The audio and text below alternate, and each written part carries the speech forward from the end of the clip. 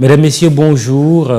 Jury du dimanche, e-radio, e-TV. Nous avons le plaisir de recevoir Mamour Fall, expert comptable. Bonjour Mamour. Bonjour Mamoudou. Merci d'avoir accepté notre invitation. C'est avec grand plaisir. Vous êtes président et cofondateur du cabinet Garrett-Goh, Fall et Guèye, président honoraire de l'Ordre national des experts comptables que vous avez dirigé de 2009 à 2016. Vous avez également ou vous l'êtes encore président honoraire de la Fédération internationale des experts comptables francophones. Membre fondateur et secrétaire permanent de l'Institut sénégalais des administrateurs ISA en partenariat avec l'IFA en France, qui a fait adopter un code de gouvernance des entreprises par le gouvernement du Sénégal en 2012. Président par 2 fois de la commission chargée de la réforme du Code général des impôts en 1995 pour le GRCC et en 2002 pour la primature. GRCC? Groupe de réflexion sur la compétitivité et la croissance.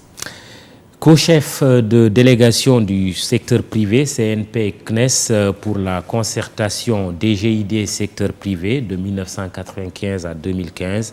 Mais Mamour Fall, nous vous invitons surtout en votre qualité de coordonnateur du comité d'urgence Covid-19 du Club des investisseurs du Sénégal dont vous êtes membre. Pour rappel, le CIS est présidé par Babacar Ngom de Sedima. Alors, 2 ordonnances importantes prises par le chef de l'État que vous avez analysées au niveau du Club des investisseurs. La première, c'est l'ordonnance qui interdit tout licenciement pendant cette période sauf faute lourde. Vous aviez émis des réserves. Le chef de l'État vient de sortir une autre ordonnance, la deuxième, numéro 2/2020, relative aux mesures fiscales en soutien aux entreprises dans le cadre de la pandémie du Covid-19.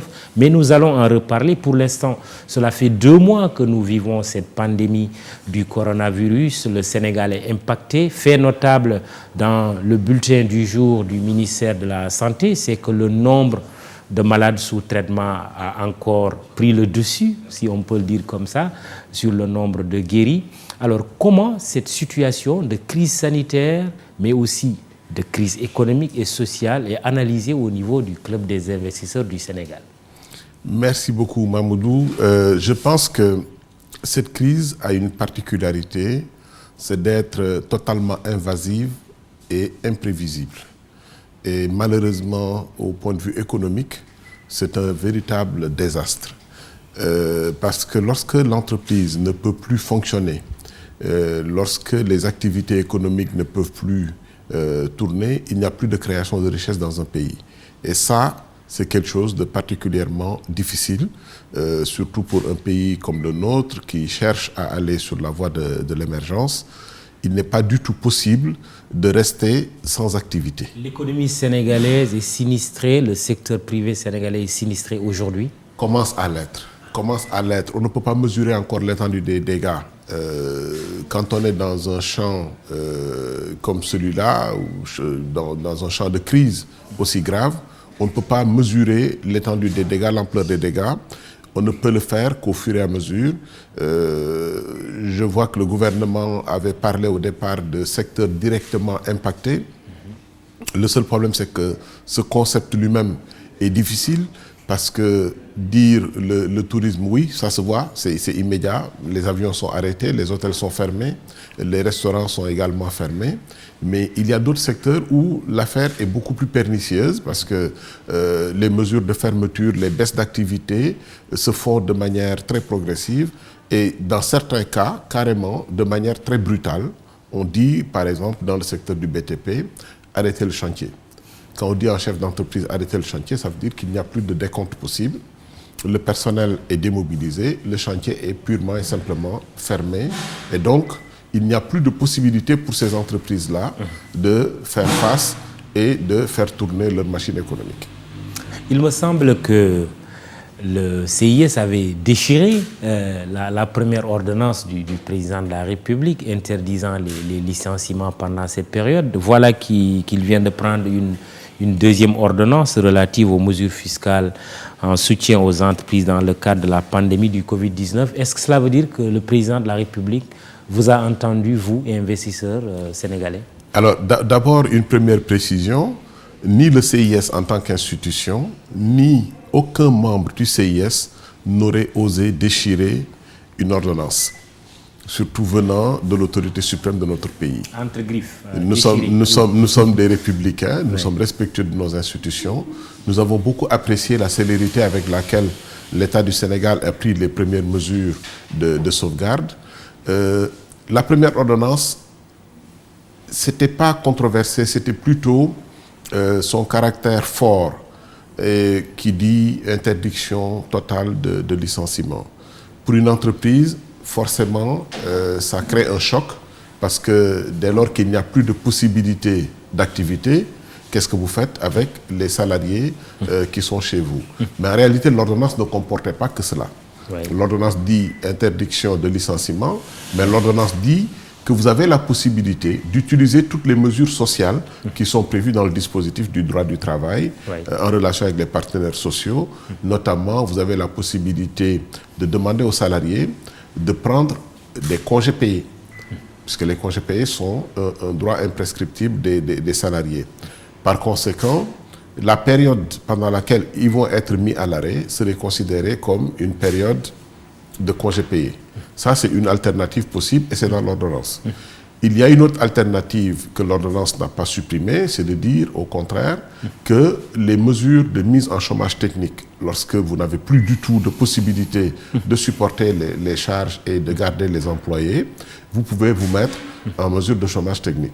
Ça également, c'est une mesure complètement encadrée avec l'inspection du travail et ils ont même prévu dans le dispositif de recourir à une attestation de l'inspection du travail et également une attestation de la Direction générale des impôts. Donc si on s'entend bien, rien n'a fondamentalement changé pour la première ordonnance. Jusqu'à présent, il est interdit de procéder à des licenciements. Qu'est-ce qui change maintenant avec la deuxième ordonnance prise ce week-end par le chef de l'État? Alors, la deuxième ordonnance prise ce week-end, pour nous, apporte quelque chose que nous avons même demandé dans les propositions que nous avons faites à l'État, c'est de dire, dans les mesures alternatives au licenciement, sont par exemple la mise en chômage technique. L'État demande à ce que les salaires ne soient pas inférieurs, les salaires payés au personnel pendant cette période de chômage technique ne soient pas inférieurs, ne puissent pas être inférieurs à 70%. Notre demande était la suivante: puisque ce salaire est dans une période de crise, il ne faudrait pas que l'État demande le paiement de l'impôt qui est assis sur ces salaires-là, ce qu'on appelle les retenues à la source sur les impôts dus par les salariés. Cette deuxième ordonnance, justement, donne droit à cette demande. C'est-à-dire que l'État accepte de renoncer, et l'appelle même subvention, accepte de renoncer au paiement des impôts dus sur les salaires.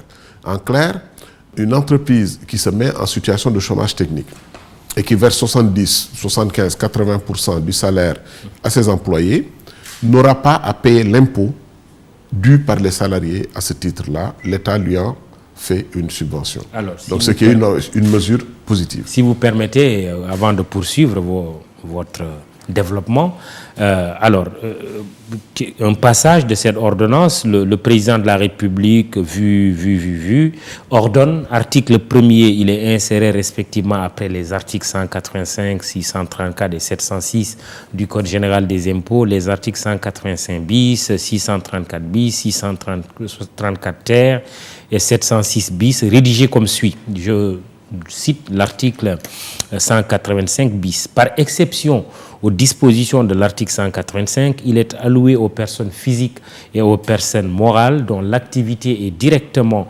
impactée par la crise liée à la pandémie du Covid-19 une subvention directe correspondant au montant des retenues d'impôts et taxes exigibles sur les traitements et salaires dus à compter du mois de mars 2020 jusqu'au mois coïncidant avec la fin de validité de la loi d'habilitation numéro 2020-13 du 2 avril 2020.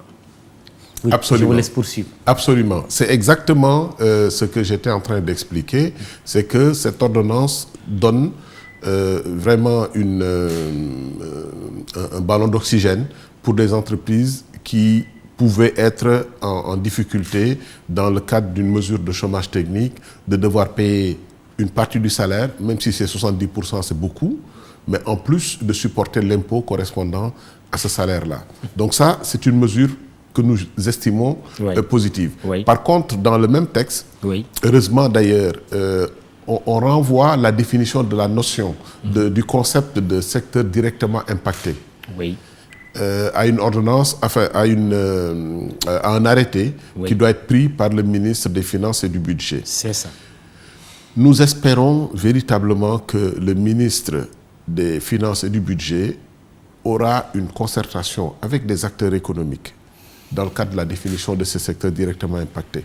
Parce que ce qui était cité jusqu'à présent n'est plus du tout d'actualité. Effectivement, il y a des secteurs visibles, directs, parce que c'était immédiat, conséquence immédiate de la crise. Oui. Par contre, il y a des secteurs qui commencent à rentrer sous l'impact de la pandémie.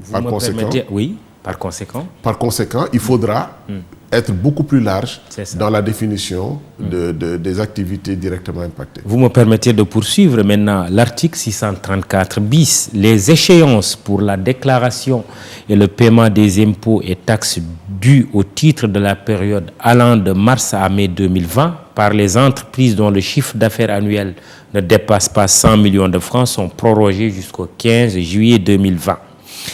Les dispositions de l'alinéa 2 précédent du présent article sont étendues aux entreprises évoluant dans les secteurs du tourisme, de la restauration, de l'hôtellerie, du transport, de l'éducation, de la culture, de la presse et de l'agriculture directement impactées par la crise liée à la pandémie.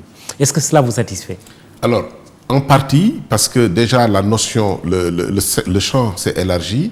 Au départ, on ne parlait pas de certains secteurs, notamment l'enseignement, ça a été ajouté. Donc, ce qui veut dire comme que... le transport. Exactement. De manière progressive, l'État prend en compte les réalités du terrain. Et l'ampleur même de la crise. Exactement, de la crise, ça c'est vrai. Et donc, de ce point de vue-là, ça permet, au fur et à mesure, d'avoir un champ beaucoup plus précis. Mais... demander à des entreprises impactées par la situation actuelle de la pandémie de continuer à respecter les échéances fiscales, ça aurait été désastreux. Donc par conséquent, c'est une mesure que nous saluons, c'est une très très bonne décision qui était déjà annoncée dans les mesures initiales et qui également maintenant devient beaucoup plus précise avec la prise de ces ordonnances. Il y a quand même des exceptions. Là déjà on parle d'entreprises dont le chiffre d'affaires ne dépasse pas 100 millions. Mais c'est élargi par le deuxième article qui dit... Oui, bien sûr, oui. Par le deuxième article. Voilà. Donc ça règle le problème? Absolument, absolument. Parce qu'avant, c'était limité au secteur, aux activités à moins de 100 millions. Maintenant, on élargit également la possibilité d'en bénéficier aux entreprises qui sont directement impactées. C'est pour ça que la notion de directement impacté doit pouvoir être revue et le ministre doit avoir une... vision assez ouverte pour nous permettre de lui faire part de secteurs d'activité qui ont commencé à être sinistrés par la pandémie. Comme quoi, par exemple, pour être précis? Je donne l'exemple souvent du bâtiment et du travaux publics. Le secteur des bâtiments et travaux publics, aujourd'hui, aucun donneur d'ordre n'accepte que son chantier reste en activité dès lors qu'il y a la crise sanitaire. Parce que personne ne peut prendre le risque de réputation sur son institution de maintenir un chantier dans lequel demain on va dire la pandémie s'est développée à l'intérieur du chantier.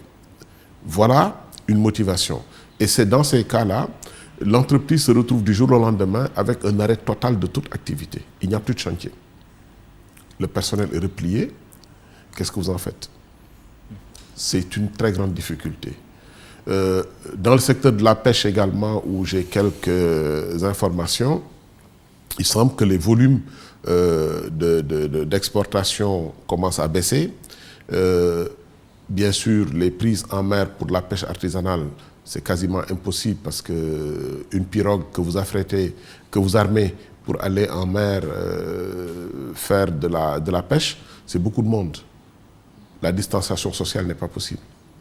Par conséquent, là également, il faut craindre qu'il y ait de très grandes difficultés dans ces secteurs-là, aussi bien la pêche artisanale que la pêche industrielle. Est-ce que ce n'est pas cela qui justifierait ces licences que le ministre de la Pêche est en train d'octroyer? Alors, est-ce que cela peut se comprendre? Difficilement, dans une perspective simple, de dire qu'aujourd'hui, on est dans un secteur de la pêche au Sénégal qui est confronté à la rareté de la ressource.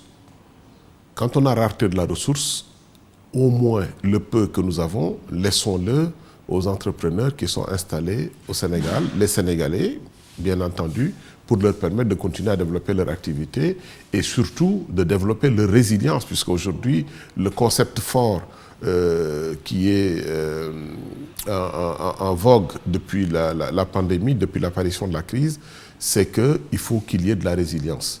Donc renforçons nos entreprises qui sont dans le secteur de la pêche.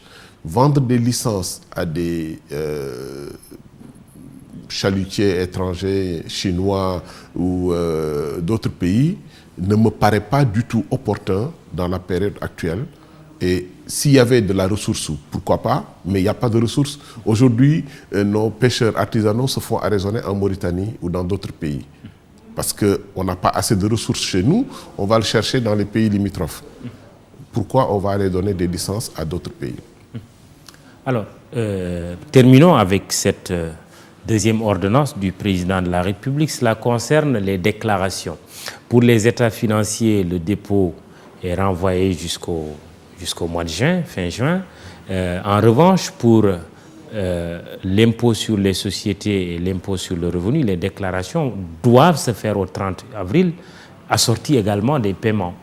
Oui, cette mesure, comment le CIS l'aperçoit? On n'a pas bien compris le sens de la mesure, parce qu'il y a deux solutions. Soit les entreprises font leur dépôt d'état financier, puisque les états financiers sont le support de la déclaration d'impôt sur les sociétés. Par conséquent, déposer une déclaration d'impôt sur les sociétés sans les états financiers, ça paraît un peu compliqué. Donc, il y avait le choix de dire on ne change rien. À ce moment-là, le 30 avril, les entreprises déposent leurs états financiers et payent le deuxième acompte d'impôt, comme c'est la règle. Celles qui ne peuvent pas réellement finir la préparation de leurs états financiers pour des contraintes quelconques, demandent à avoir un report de délai, que ce soit à fin mai, à fin juin.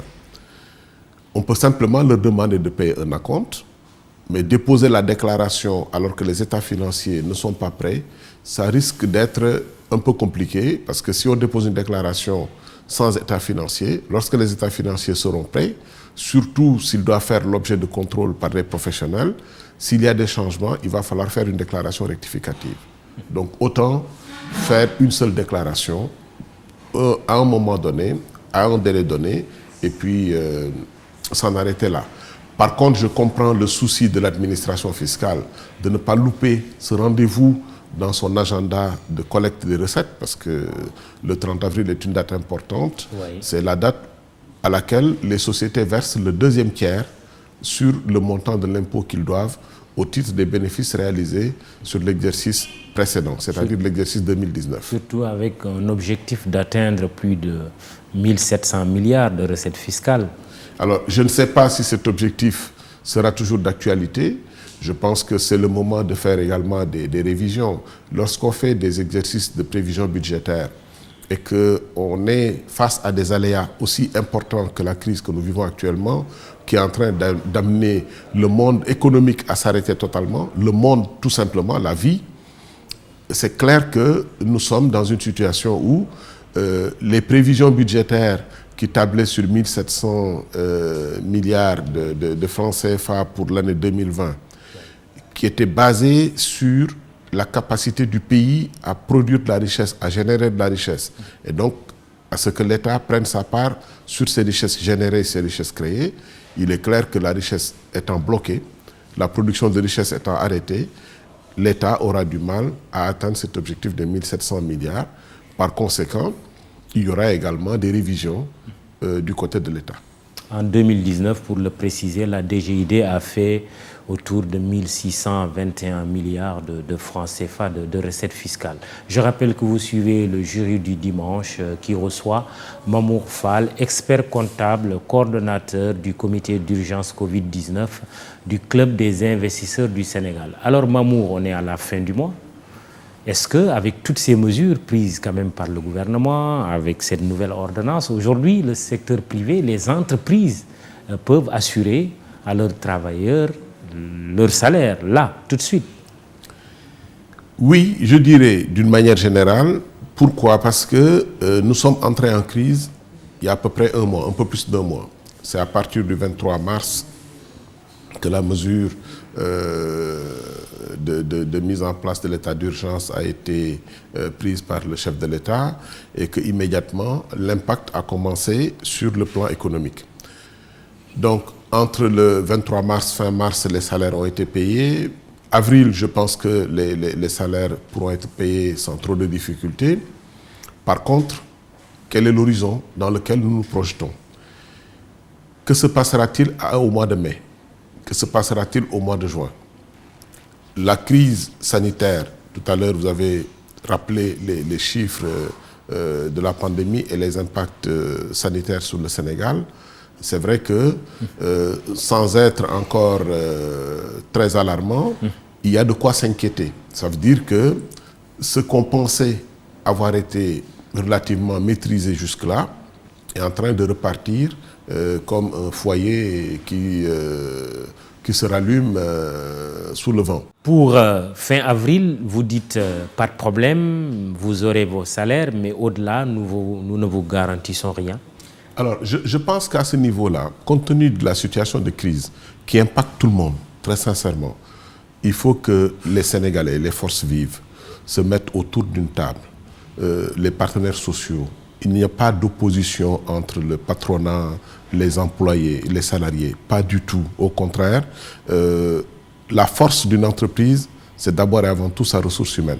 Par conséquent, il est important, pour éviter de partir sur des schémas dispersés où chacun fait ce qu'il veut, de s'asseoir autour d'une table avec l'État pour discuter des solutions à venir, notamment pour les mois de mai, le mois de juin, le mois de juillet, si jamais la crise doit se prolonger.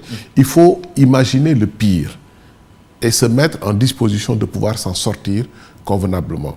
Et à ce moment-là, pourquoi pas envisager les mesures qui sont citées dans l'ordonnance numéro 1 du chef de l'État. C'est l'ordonnance où on parle de la possibilité de recours au système des congés payés. Donc le salarié, il est payé, mais il est en repos. Même si malgré lui, il se retrouve dans une situation de prendre un congé sans pouvoir en profiter normalement, mais plutôt pour se préserver. Mais malheureusement ça, c'est contraint et forcé que nous l'accepterions de commun accord. La deuxième hypothèse, c'est la solution de mise en chômage technique. Et si on fait la mise en chômage technique, c'est pareil là aussi.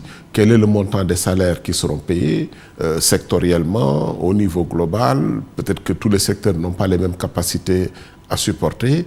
Il y a véritablement une réflexion beaucoup plus profonde dont nous parlerons peut-être tout à l'heure.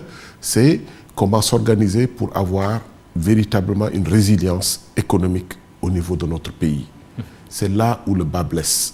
Nous n'avons aucune capacité aujourd'hui de supporter un choc aussi grave. Justement, il y a un programme de résilience économique et sociale qui tire son financement du fonds Force Covid-19 de 1000 milliards de francs CFA. Vous êtes en train de dire peut-être que ce programme aussi de résilience doit être revu et corrigé. Il doit être plus ambitieux que ça, que 1000 milliards peut-être ne suffiraient pas.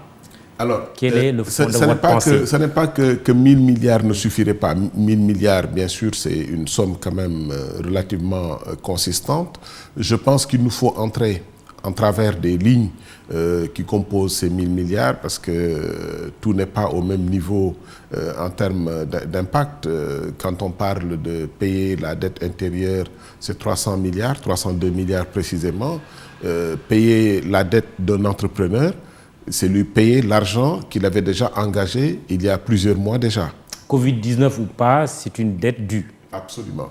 C'est la même chose pour ce qui concerne les crédits de TVA dont les instructions vont être accélérées par l'État. Le ministre a déjà pris des mesures et on a reçu déjà les circulaires concernant les procédures d'instruction des crédits de TVA. Peut-être que ça va porter sur 100-150 milliards, voire plus, mais on est déjà presque à 400-500 milliards sur un programme global de 1000 milliards. Ce qui veut dire qu'il y a peut-être d'autres mesures alternatives qui devront être prises, des mesures supplémentaires qui devront être prises, qui vont aller véritablement vers du renforcement de capacités de résistance, c'est-à-dire de la résilience pour les entreprises concernées, notamment en ce qui concerne l'endettement. Reporter les échéances de dette est une très bonne chose. Ça permet de passer la période dure pour une entreprise et de ne pas avoir à supporter les échéances traditionnelles alors qu'il n'y a pas d'activité. Par contre, donner à cette entreprise des moyens financiers pour s'organiser, se restructurer et se préparer à la perspective de sortie de crise, ça c'est autre chose. Et je pense que c'est un des points sur lesquels le plan force, le plan de résilience, plus exactement résilience économique, devrait être revu en concertation entre les acteurs du secteur privé et les ministres concernés pour leur permettre d'apporter la richesse de leur expérience et leur connaissance de ce qu'ils font. Il faut donner du cash aux entreprises. Beaucoup.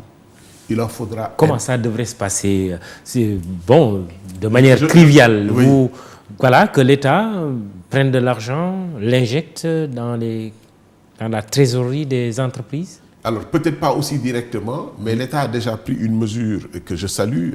La dernière fois, je pense que le ministre Amadou Hott, lors de son passage dans cette émission, avait expliqué... La semaine dernière. Voilà, une des dispositions du plan de riposte, c'est justement un accès facile à une ligne de financement de 200 milliards. 200 milliards de francs CFA. Voilà.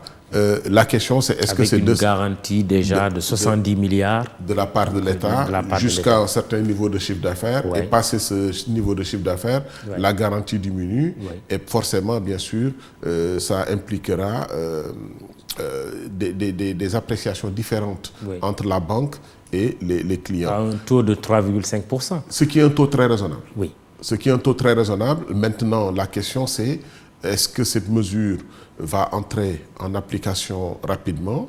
Est-ce que les dispositions ont été prises entre la Banque centrale, qui est quand même le garant de ces procédures, avec les banques commerciales, et à partir de quand les entreprises pourront y accéder avec des critères quand même qui devraient être allégés. On est en situation de crise, tout le monde est en situation très difficile, donc ce n'est pas le moment de demander des conditions exceptionnellement difficiles comme les banques ont l'habitude de le faire. Là, il faudra que ça soit particulièrement allégé, comme le ministre l'a annoncé. Et même y ajouter aussi le remboursement quand même. Il y a aussi des facilités. Un moratoire, un différé d'un an, un crédit remboursable sur 6 ans. Plus maintenant, en plus de ça, le report des échéances de crédit bancaire. Que voulez-vous de plus? J'ai envie de vous poser cette question. La question, c'est est-ce que 200 milliards seront suffisants compte tenu de l'ampleur des dégâts dans lesquels nous sommes en train de nous installer? Comme je disais tout à l'heure, personne ne peut mesurer à la date actuelle la gravité de la crise et les impacts de la crise sur les entreprises, sur l'économie nationale d'une manière générale. Vous-même, vous n'avez pas mesuré le préjudice financier? Pour le moment, c'est difficile. Je pense qu'on le fera de manière très progressive parce que au mois de mars, on n'a presque pas senti. Au mois d'avril, c'est clair, tout le monde a senti, à des degrés divers.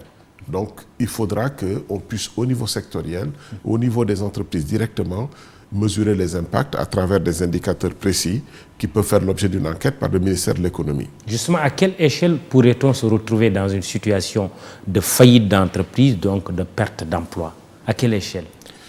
Lorsque les entreprises vont se trouver dans une situation de ne plus pouvoir payer du tout de salaire, même chômage technique, là, la situation commencera à devenir grave. Et malheureusement, ça peut être un horizon d'un mois, ça peut être l'horizon du mois de mai, ça peut être l'horizon du mois de juin, parce que les entreprises ne disposent pas toujours des réserves de trésorerie énormes pour pouvoir faire face à ce genre de situation. Ça, c'est la première chose. La deuxième chose, Lorsque vous dites à un entrepreneur, vous n'êtes pas en mesure de payer vos salaires à cause de la crise, mais on va vous prêter de l'argent pour payer vos salaires. Les salaires sont payés par des recettes de l'activité. Les payer par des prêts, c'est simplement créer une source de difficulté future pour l'entreprise parce que demain, il va falloir rembourser les prêts, les emprunts que vous faites pour payer les salaires. La logique d'une entreprise, le modèle économique d'une entreprise n'est jamais de payer des salaires ou des charges courantes sur la base d'emprunts. C'est pour ça que vous dites qu'il faut soutenir la trésorerie des entreprises. Absolument. Il faut soutenir la trésorerie des entreprises. Oui. Il faut trouver le moyen d'avoir de l'activité. Oui. Est-ce que tout à l'heure, c'est peut-être un sujet trouver de l'activité. Voilà, c'est un sujet qu'il faut aborder. Oui. Est-ce que l'arrêt complet de l'économie est justifié? Est-ce qu'il y a une partie de secteurs d'activité qui peuvent malgré tout continuer à avoir une activité partiellement, à moitié, etc. Ça, ce sont des réflexions, je pense que telles que nous sommes organisés dans la supervision de cette crise, il n'y a pas de dialogue. Il faut aller vers un déconfinement, comme c'est le mode ailleurs. Bon, on n'a jamais été dans une situation de déconfinement à proprement parler, mais on a une économie qui est presque confinée aujourd'hui. Est-ce que cela veut dire qu'il faut envisager de desserrer un peu? Peut-être, mais tout cela, c'est pour créer de l'activité, parce qu'il n'y a plus d'activité. Il faudrait justement que les autorités médicales puissent permettre de dire est-ce que c'est possible de l'envisager. Il faut que les autorités économiques, le ministère de l'Intérieur, il faut que toutes les parties prenantes puissent dire est-ce que c'est raisonnable de pouvoir clôturer purement et simplement l'activité, de fermer l'activité économique dans le pays, ou est-ce qu'il est possible dans certains espaces d'avoir des ballons d'oxygène et de pouvoir permettre aux activités, au secteur économique de pouvoir continuer à tourner. Prenons l'exemple des télécommunications qui ne souffrent pas peut-être trop et peut-être même aujourd'hui qui pourraient se porter mieux qu'auparavant. En tout cas, qui sont le téléphone, probablement moins beaucoup impactés. Internet. C'est leur chance. Ils sont sûrement impactés dans certains domaines, mais bon, peut-être c'est un secteur sur lequel on pourrait se baser pour essayer aussi de déconfiner dans d'autres secteurs. Peut-être, c'est pour ça que l'usage du télétravail, comme ça se fait dans d'autres pays, peut être une solution alternative. On ne peut pas faire... Dans nos activités intellectuelles, par exemple, on ne peut pas faire directement au bureau, on fait à domicile et bien sûr, les livrables peuvent être continués à être délivrés auprès des clients sans difficulté. Ça, c'est des choses possibles.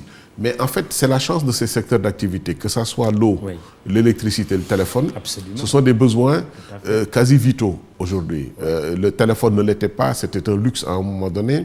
Maintenant, c'est devenu un élément de notre vie normale, de notre vie courante. Personne ne se passe de son téléphone. Se baser sur ces secteurs pour amorcer une relance économique post-crise? Oui, c'est possible. C'est possible parce que ces secteurs comportent des activités, notamment d'investissement, qui peuvent être colossaux. Et sur ces activités d'investissement, ça peut être une base de relance pour le secteur privé national. Mais à condition, bien sûr, de réserver les marchés correspondants aux acteurs nationaux. Si ces activités d'investissement sont données à d'autres, il est clair que le Sénégal n'en profitera pas du tout. Par conséquent, ça n'aidera pas à régler la situation de crise actuelle. Donc, de ce point de vue-là, oui, c'est des secteurs qui sont porteurs de programmes d'investissement particulièrement importants sur lesquels on peut bâtir un plan de relance. Mais encore une fois, à condition que les entreprises sénégalaises soient mises en avant et soient celles qui en bénéficient. Dans d'autres pays, c'est tout à fait ce qui se passe. Pour quelle raison nous ne ferions pas la même chose que les autres pays qu'ils font pour leurs nationaux? Cela fait 30 minutes que nous sommes dans cette émission Jury du dimanche iRadio ITV avec Mamour Fall, expert comptable et coordonnateur du comité d'urgence Covid-19 du Club des investisseurs du Sénégal.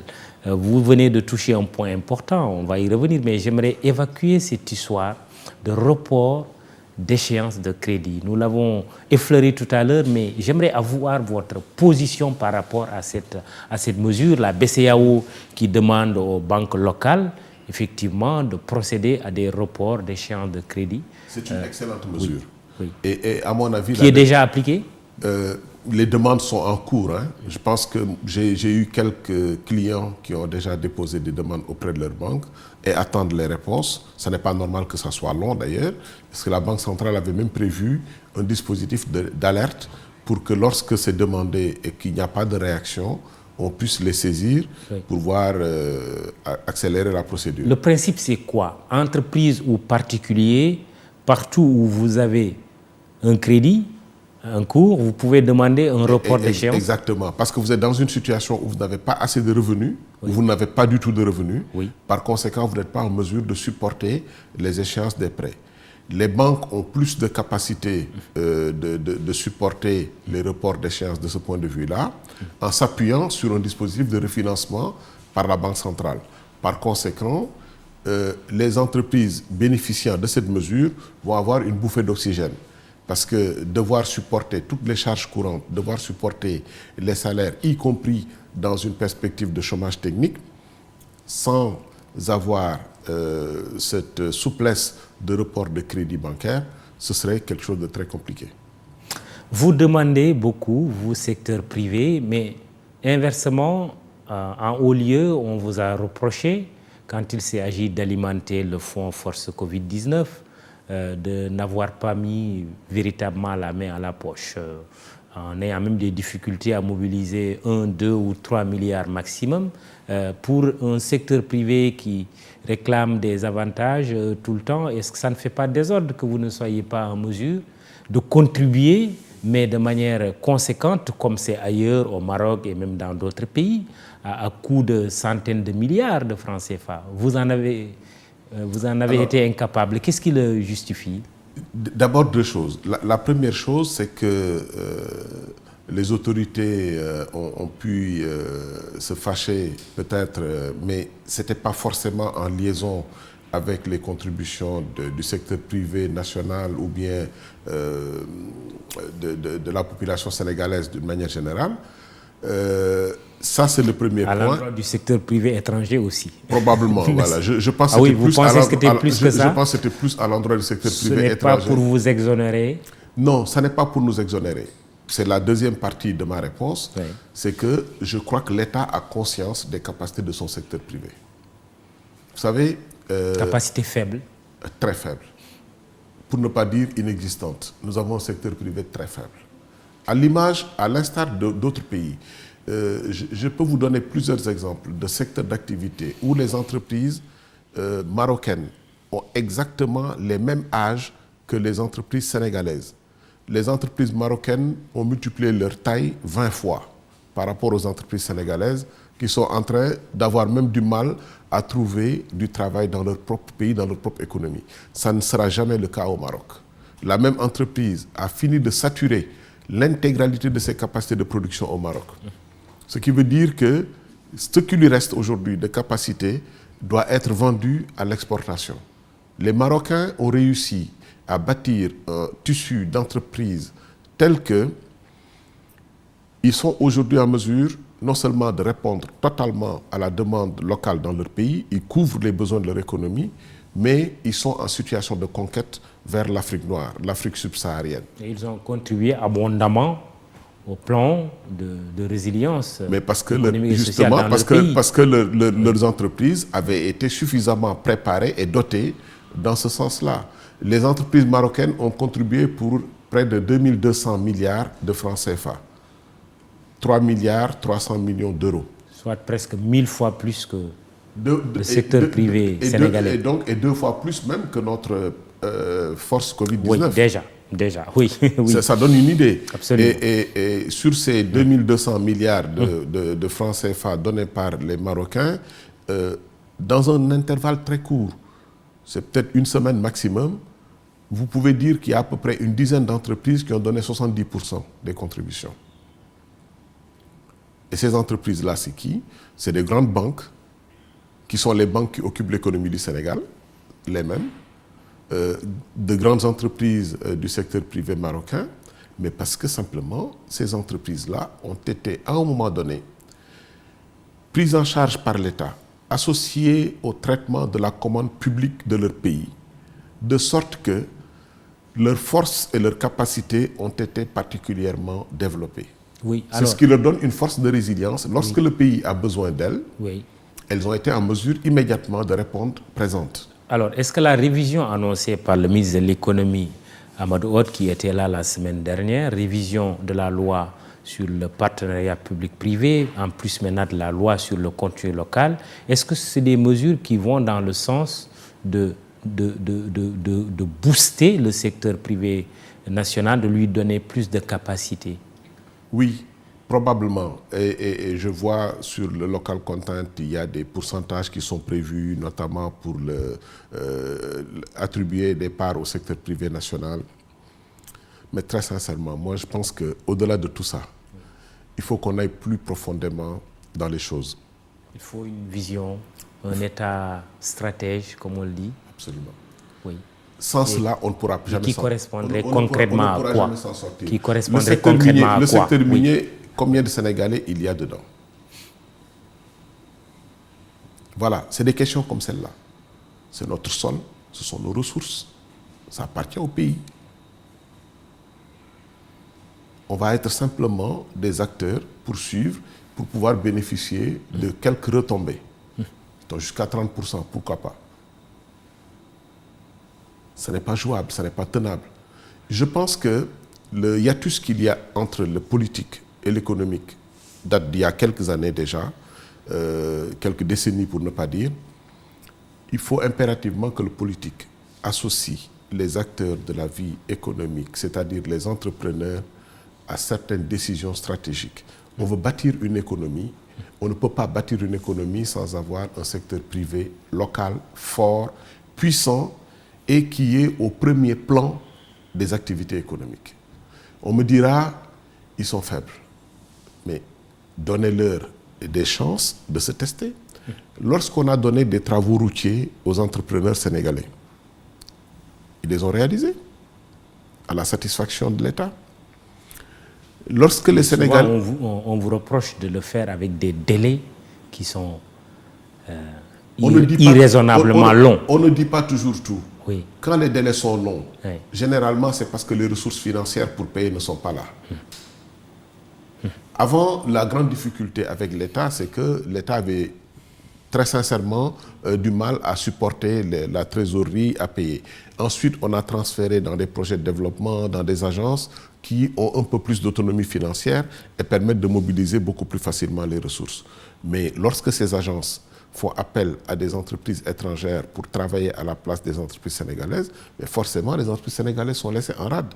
Et du coup, les PPP dont vous parliez tout à l'heure, quelque part, il y a beaucoup de leurres pour les Sénégalais. La grande entreprise vient avec des financements de son pays généralement, parce que son pays a besoin de développer son commerce extérieur.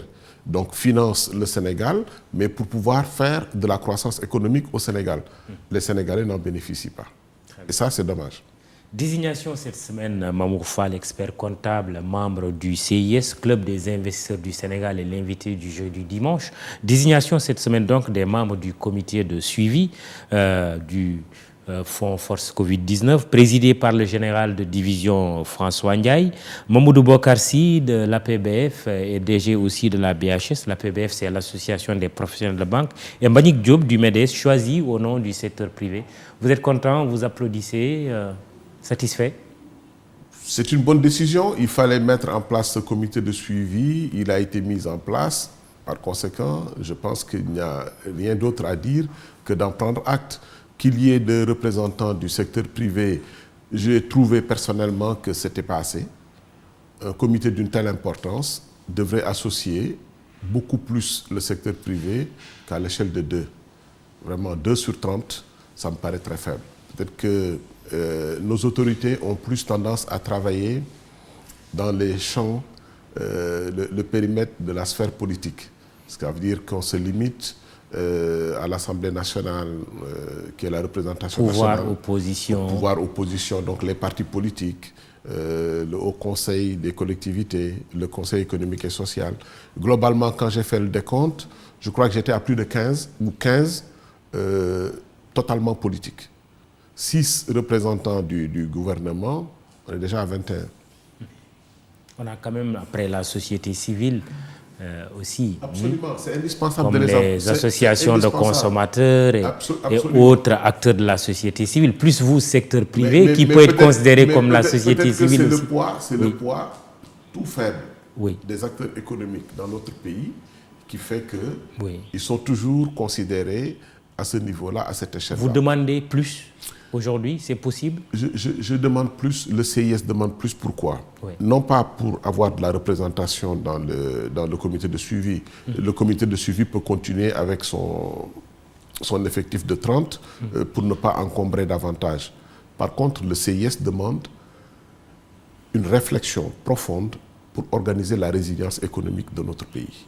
Cette réflexion profonde pour organiser la résilience économique de notre pays passera forcément par comment l'État du Sénégal perçoit ses acteurs économiques, comment l'État du Sénégal positionne ses entreprises comme étant ses champions, c'est-à-dire les colonels, les généraux qui demain pourront porter la guerre économique. Les généraux, les officiers qui demain, lorsque l'État aura besoin d'eux, pourront répondre présent. Lorsque le Maroc a eu besoin, 2200 milliards. Lorsque le Sénégal a eu besoin, comme vous avez dit tout à l'heure, on a eu du mal à grouper 3 milliards. Ça veut dire que nous avons à bâtir un véritable tissu économique dans notre pays pour pouvoir maîtriser notre force. Si vous ne mettez pas de côté, quand les choses marchent, lorsque les saisons difficiles arrivent, vous ne trouvez pas du tout de quoi manger. Oui, saison difficile d'ailleurs, comme vous dites. Oui, l'enjeu de l'autosuffisance aujourd'hui. Oui, depuis qu'on en parle, on n'arrive pas à l'atteindre. Et cette crise vient encore montrer l'importance, pas même l'importance, c'est même une question vitale, d'être autosuffisant, de pouvoir consommer ce qu'on aura produit au préalable. Tout point de vue. Et je donne un exemple simple. Mais au-delà des constats, moi j'aimerais bien que vous me disiez Mamour Fall, mais le secteur privé est en mesure de... Oui, on peut le dire, le secteur privé est en mesure de... Mais encore une fois, le secteur privé, c'est également des acteurs qui sont dans un système beaucoup plus global de fonctionnement d'une nation, de fonctionnement d'une économie. Par conséquent, à eux seuls, ils ne peuvent pas aller de l'avant, aller plus loin sans avoir une concertation nationale totalement organisée. Au Maroc, quand un ministre prend un avion pour voyager, il est accompagné de chefs d'entreprise pour aller à la conquête de marchés supplémentaires. Au Sénégal, cette activité-là, nous ne l'avons pas. Parce que simplement, il y a un décalage entre l'économique et le politique. Vous parliez de l'agriculture. Quand on imagine la quantité de terre disponible au nord du Sénégal,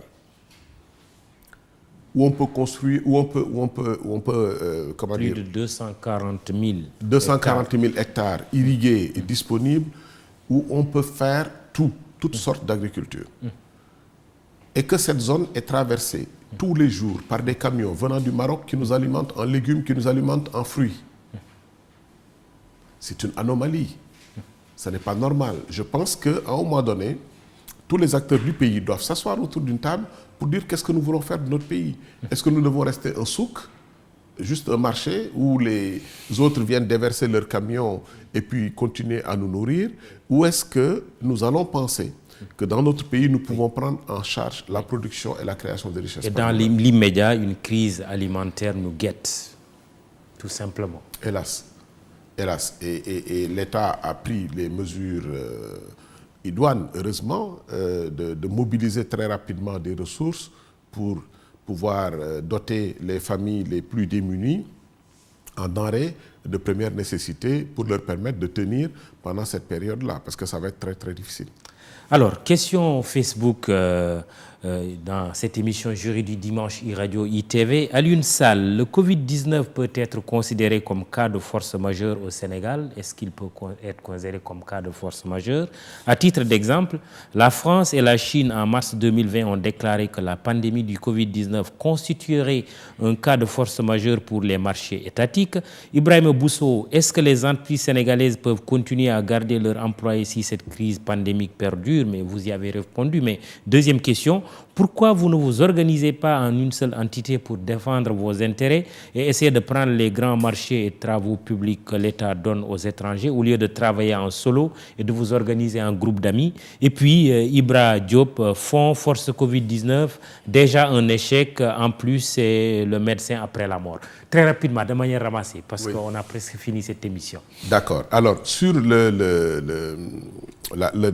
dernière interpellation, non, ce n'est pas médecin après la mort. L'État a été assez rapide dans la prise de décision. Par conséquent, ça, c'est peut-être un mauvais procès. Maintenant, c'est le contenu de ce qu'on va faire à l'intérieur de cette force Covid-19 qui sera le plus important. Cas de force majeure? Cas de force majeure, oui, c'est reconnu déjà par l'État. Oui. Et même l'administration fiscale a pris une mesure pour dire que les sommes qui seront versées par les entreprises à cette occasion-là pourront être déductibles de l'assiette d'impôt. Et puis, pourquoi vous ne vous regroupez pas pour être plus fort? Alors, au lieu toujours d'être en solo? C'est ce que je disais. La CNES par-ci, le CNP par-là, oui. Après le MEDES, il y a même l'UNAQUA et ses différents démembrements, et puis il y a le CIS. C'est des choses différentes. Le CIS n'est pas dans le même niveau que les organisations patronales. Le CIS est une association qui regroupe des entrepreneurs qui veulent faire des affaires ensemble. C'est différent. Alors que dans le cadre d'une organisation patronale, c'est plus la défense des activités des membres et du secteur d'activité d'une manière générale. Par contre, pour ce qui concerne les opportunités de marché et les groupements d'entreprises, mais confier le chantier de l'aéroport Blaise Diagne de Diass aux entrepreneurs sénégalais et demander-leur s'ils peuvent le faire. Je vous assure qu'unanimement, ils vont se grouper, ils vont réaliser les travaux. L'État du Sénégal avait fait un autre choix, de faire appel à Ben Laden, de faire des levées de fonds relativement importantes. Il n'y a pas longtemps, vous, CIS, vous aviez dit que vous étiez en mesure de lever des fonds à hauteur de 1000 milliards de francs CFA, non? Alors, il y avait un projet de fonds qui est toujours d'actualité et qui est également en alternative avec un projet de société d'investissement. Alors, le fonds, son ambition, c'était au moins, dans un premier temps, de structurer une levée de fonds jusqu'à 100 milliards de francs CFA. 100 milliards. Avec de très grandes ambitions, de très grands objectifs. Mais le fonds n'est pas du tout en dichotomie avec la société d'investissement. Les deux peuvent aller ensemble. Le fonds, c'est la levée de moyens financiers et la société d'investissement, c'est l'instrument pour piloter les activités qui vont être créées avec. En 2 minutes, on va finir. L'eau, le secteur de l'eau pour sortir du Covid-19. Actionnaire de la SDE, si j'ai bien compris, remplacé par Seno aujourd'hui. Oui. Pas actionnaire, non, je ne suis pas actionnaire de la SDE. C'est mon frère aîné qui était initiateur du projet, qui était membre fondateur de la SDE, actionnaire. Il est décédé depuis 2008. Est-ce que le secteur privé sénégalais est aussi présent dans Seno aujourd'hui qu'il l'était dans la SDE? Clairement non. C'est quoi? On a lâché la proie pour l'ombre? Lorsqu'on a lancé, pour donner simplement une idée, lorsqu'on a lancé l'appel d'offres pour la privatisation de la SONES à l'époque, c'est le secteur privé sénégalais qui s'était groupé avec une entreprise française qui avait le savoir-faire de la gestion de l'eau. Eranov. À l'époque, c'était SOR Afrique, SOR International, et donc SOR du groupe Bouygues. Ensemble, ils avaient soumissionné à l'appel d'offres et ils avaient gagné l'appel d'offres de manière très nette et très transparente. Cette fois-ci, c'est Suez qui est venu contre SDE, qui était une société sénégalaise. SDE a su capitaliser un transfert de savoir-faire de SOR au fur et à mesure des activités et des années. Si vous faites attention, au moment où SDE arrêtait ses activités, tout l'encadrement, tout le personnel était sénégalais. C'est-à-dire que la maîtrise de la gestion de l'eau dans le secteur urbain est totalement maîtrisé par les Sénégalais. Aujourd'hui, vous pensez que Sen'Eau... Suez est venu, on a déshabillé Oui. SDE Oui. pour habiller Sen'Eau. Oui. En réalité, parce que le personnel est exactement le même, les infrastructures sont exactement les mêmes. Donc, tout ce qu'on peut dire, c'est bon vent à Sen'Eau, mais les conditions dans lesquelles ça s'est passé, c'était véritablement une sorte de mise à mort pour la SDE. Ah oui. Et aujourd'hui, vous qui étiez actionnaire de la SDE, vous restez toujours... Alors, bien sûr, même l'État qui est actionnaire de la SDE Oui. est resté actionnaire de la SDE. Tous les anciens actionnaires de la SDE le sont restés. Mais ils ne sont pas forcément aujourd'hui actionnaires de Sen'Eau. C'est très peu probable. Très peu probable parce que Suez est seul aujourd'hui avec l'État. Alors, il est prévu dans le schéma que Sen'Eau comporte 25% d'actionnaires sénégalais. Oui. Que probablement l'État va aider à choisir. Je ne les connais pas. Oui. Je ne pense pas qu'ils aient été associés à la procédure d'appel d'offres parce qu'on ne les connaissait pas encore. Expert comptable, vous l'êtes, Mamour Fall. L'expertise comptable peut-elle être considérée comme un sauveur des entreprises dans une situation de crise comme celle que nous traversons en 10 secondes? Comme un véritable accompagnateur des entreprises. Assister, conseiller, aider, vérifier l'impact de la crise, aider à trouver des solutions de sortie de la crise. Ça, véritablement, c'est ça le rôle que l'expert comptable peut jouer, et notamment dans une situation comme celle que nous vivons en ce moment. Indispensable d'avoir un expert comptable dans cette situation. Particulièrement utile. Je ne vais pas dire indispensable parce que nul n'est indispensable, mais les entreprises qui ont un expert comptable font nettement la différence par rapport à celles qui n'en ont pas. De la naissance à la mort, il faut un expert comptable. Absolument. De la conception du projet, où l'expert comptable accompagne l'entrepreneur à réaliser, à se projeter jusqu'à ce que l'idée de projet devienne un projet structuré, la création de l'entreprise, le recrutement du personnel, la mise en place, à toutes ces étapes, l'expert comptable est présent et l'expert comptable donne des conseils relativement pertinents et utiles. Êtes-vous optimiste pour le Sénégal quant à une sortie rapide de cette crise dans laquelle nous a confinés le Covid-19? Je le serai davantage si véritablement tous les acteurs trouvaient le moyen de se tendre la main et de s'asseoir autour d'une table pour dire ce que nous voulons faire de notre Sénégal. Le Sénégal nous appartient à tous et nous avons chacun un rôle à jouer pour le développement économique de notre pays. Particulièrement, le secteur privé a un rôle fondamental à jouer pour aider à développer ce pays. Nous sommes les acteurs majeurs de développement du pays. Par conséquent, l'État devra arrêter cette distanciation avec le secteur privé, s'asseoir autour d'une table, travailler comme des partenaires et aller de l'avant pour le développement économique de notre pays. C'était la plaidoirie ou le plaidoyer de Mamour Fall, coordonnateur du comité d'urgence Covid-19 du CIS, Club des investisseurs du Sénégal. Vous êtes expert comptable, vous êtes président honoraire de l'Ordre national des experts comptables, mais aussi président cofondateur du cabinet Garrigou Fall et Gueye. Merci d'être venu à l'émission Jury du dimanche, présentée par Mahmoud Ibra Kane avec un immense plaisir, comme d'habitude. Aliou Diouf et Abdoulaye Silla pour le compte de E-Media SN, E-Radio ITV à la technique Abdoulaye Ndiaye, Babacar Ndiaye et Iba Marsen pour la prise de son. Bon dimanche, rendez-vous dimanche prochain.